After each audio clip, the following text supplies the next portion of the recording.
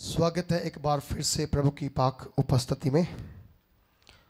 और आज का दिन हमारे लिए बहुत आशीष का दिन होगा।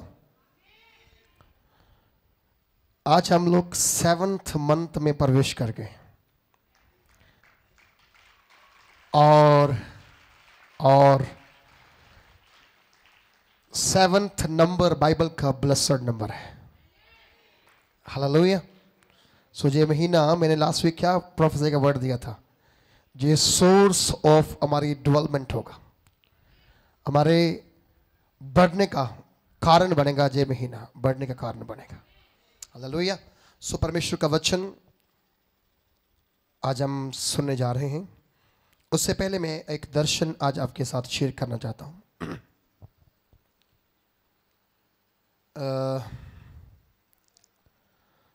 बुधवार का दिन था, मॉर्निंग टाइम।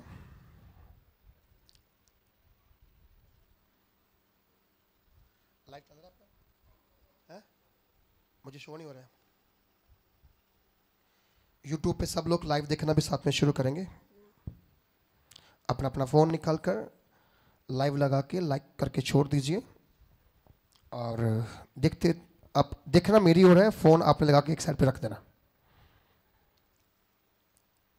मॉर्निंग टाइम में प्रार्थना से उठा और मैं तैयार हो रहा था चर्च में इधर आने के लिए। और ऐसे में अपने आईने के सामने, शीशे के सामने खड़ा था, तो पवित्र आत्मा ने मुझसे बात करना शुरू किया।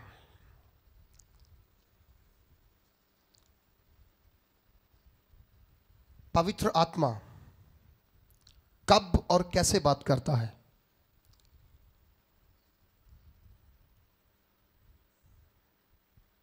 वो उनसे बात करता है जो लोग पवित्र आत्मा की आवाज सुनना चाहते हैं और जो लोग पवित्र आत्मा पाए हुए होते हैं।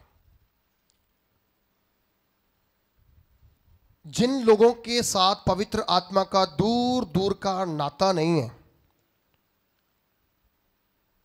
उनके दर्शन बेफल होते हैं, किसी काम के नहीं होते।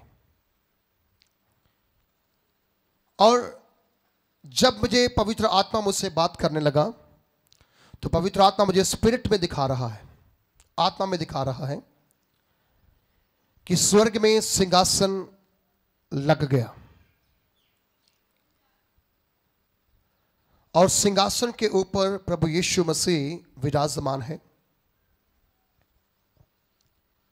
और जब सिंहासन लगा हुआ है, एकाएक दुनिया भर के विश्वासी, दुनिया भर के सेवक, पास्टर सब खुदा के सामने आकर खड़े हो गए। और स्वर्गदूत जो प्रभु के दाहिनी और बाएं हाथ थे, वो उन्हें देख रहे हैं, वॉच कर रहे हैं और मन ही मन में मुस्कुरा रहे हैं, खुश हो रहे हैं कि इतनी आत्माएं बचकर स्वर्ग में प्रवेश करने जा रहे हैं। लेकिन थोड़ी ही देर के अंदर प्रभु यीशु मसीह के मुंह से एक आवाज बाहर निकली और ये कहा गया, Who is your father? तुम्हारा पिता कौन है? Who is your leader? तुम्हारा अगुवा कौन है? Then तीसरी आवाज, Who is your pastor? तुम्हारा चरवाहा कौन है? ये शब्द सुनते ही जितने लोग सिंहासन के सामने थे,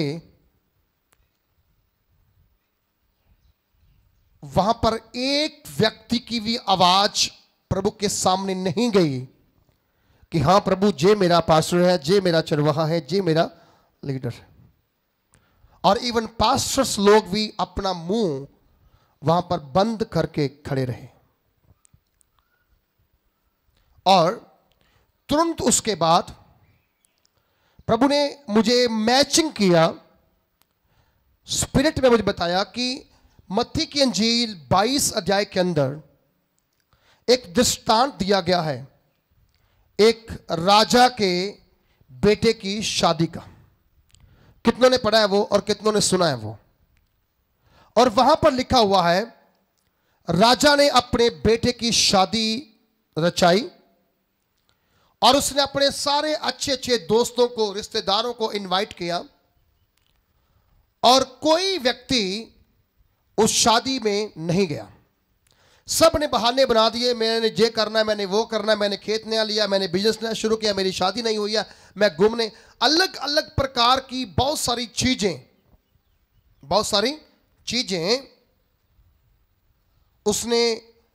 उन्होंने बहाने बनाकर बता दी और वो शादी में ना गए। और आत्मा ने मुझसे कहा, फिर क्या हुआ?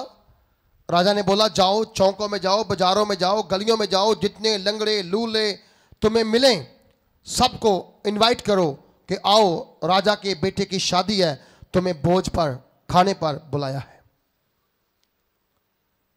जब सब लोग वहां पर आए, एक व्यक्ति ऐसा वहां पर पहुंचा जो बिन शादी के कपड़े पहने हुए गया था। उसके वस्त्र अच्छे नहीं थे, वो दिखने में अच्छा नहीं था। और जब राजा सब मेहमानों को मिलने को निकला तो बाइबल कहती है उसने उस व्यक्ति को देखा और उससे पूछा, भाई तू बिना शादी के कपड़ों के तू इस शादी में कैसे शामिल हो गया? बाइबल कहती है वहां पर उसका मुंह बंद हो गया, वो कुछ आंसर नहीं दे पाया। इस दर्शन का अर्थ क्या था?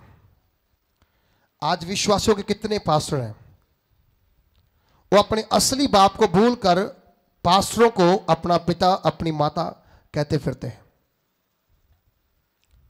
कौन है आपका असली पिता? किसने आपको संसार में भेजा? किसने आपको बचाने के लिए लहू बहाया? वो यीशु मसीह है। पहला उसका मीनिंग ये था कि पिता कौन है? प्रभु यीशु मसीह। और उसने कहा तुम धरती पर किसी को भी अपना आत्मिक पिता ना बना, क्योंकि तुम्हारा एक ही पिता है जो स्वर्ग में है। क्या है? प्रभु यीशु मसीह। दूसरी बात, तुम्हारा लीडर कौन है? जिस टीम का कोई कैप्टन नहीं होता वो टीम कभी भी खत्म हो सकती, कभी भी बिगड़ सकती है। जो चर्च में कोई लीडर नहीं है, अगुवाई नहीं कर सकता, वो चर्च किसी काम की नहीं है। वो तितर बितर इधर उधर घूमती फिरेगी। लेकिन अगर लीडर मजबूत होगा तो आपके सामने लाल समंदर को वो दो भाग करने की ताकत रखता है। हालेलुया। नंबर 3, जब खुदावंद ने तीसरा वर्ड पूछा आपका पास्टर कौन है, किसी विश्वासी को आंसर देना मुश्किल हो गया। मालूम क्यों? क्योंकि एक पास्टर नहीं है। आज के जमाने में विश्वासियों का एक पास्टर, वो बैप्टिज्म कहीं से लेते हैं, चंगे कहीं से होते हैं, उदार कहीं से पाते हैं, ब्लेसिंग कहीं से लेते हैं और जाते कहीं और है। खुदावंद का रूह वहां पर उनसे नाराज है। और कभी भी एक बड़ा घर के अंदर ब्लास्ट हो सकता है। तब खुदावंद निराश होगा तो फिर कुछ ना कुछ हलचल हो जाएगी, डेफिनेटली हो। जब परमेश्वर ने नूह के दिनों में लोगों को देखा कि लोग सब के सब बुराई में फंस गए थे, पाप में फंस गए थे, वहां क्या हुआ? बाइबल कहती है परमेश्वर उनकी बदी से क्या हुआ? दुखी हुआ। तो क्या आया? बड़ा ब्लास्ट हुआ, जल पर लो धरती पर आ गई, सबको तहस नहस कर गई। लेकिन एक बचाया गया, उसका नाम क्या था? सब बोलो, उसका नाम क्या था? नूह और उसकी फैमिली। ये दर्शन मुझे बताने का क्या कारण है? अपने आप को सेट करो, अपने आप को क्या करो, सेट करो। जहां से बपतिस्मा लिया, जहां से बचाए गए हो, वहीं पर रहोगे तो आप स्वर्ग में जाके जवाब देने वाले बन सकते हो। अगर आप भटके रहोगे तो जितना मर्जी दौड़ के देख लो, जितना मर्जी कोशिश करके देख लो, जितना मर्जी आप पैसा खर्च कर देख लो, वहां पर आपको वापस आना पड़ेगा, वापस मुड़ना पड़ेगा। क्योंकि बाइबल कहती है जब न्याय लगता है, न्याय लगता है तो जज भी होता है, वकील भी होता है, और विक्टिम भी होता है, और गवाह भी होते हैं।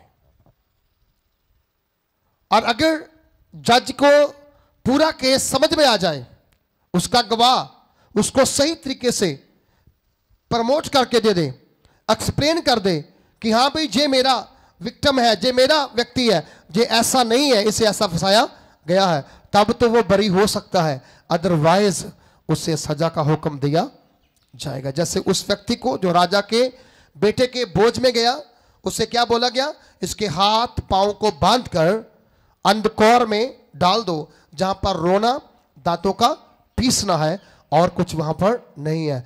हमें इतनी मेहनत करने के बाद, चर्च में आने के बाद, झाड़ू मारने के बाद, दान देने के बाद, दशमांश देने के बाद, है ना, सेवा करने के बाद, उसके घर को बनाने के लिए पैसा इस्तेमाल करने के बाद, कहीं ऐसा ना हो जाए कि हम सिंहासन के सामने दोषी पाए जाएं, दोषी पाए जाएं।